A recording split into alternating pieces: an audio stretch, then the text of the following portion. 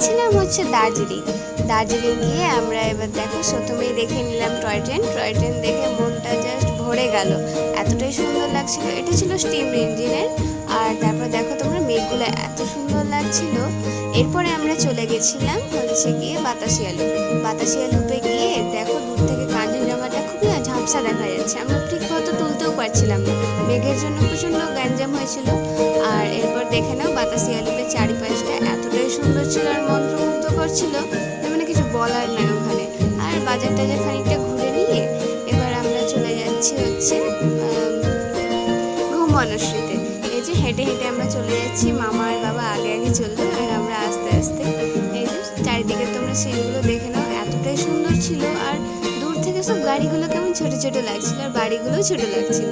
এই যে আমরা চলে এসেছি এবার এই ঘুমবনশ্রীর সামনে। এবার এটা ছিল একটা টেম্পলটা হেঁটে হেঁটে যেতে হতো, অনেকটাই উঁচুতে ছিল। তো আমরা আস্তে আস্তে হেঁটে হেঁটে যাচ্ছিলাম। এই যে চারপাশটা ঘুরে দেখে নাও, এগুলো আগে কিছুই ছিল না, এখন নতুন করে সব তৈরি হয়েছে। আগে শুধু টেম্পলটাই ছিল। আর টেম্পলটার ভেতরে এতটাই সুন্দর লাগছিল যে আমি হালকা করে একটুখানি ভিডিও করে নিয়েছি। এই যে চারিদিকটা এতটাই সুন্দর যে কিছু বলার নেই এখানে।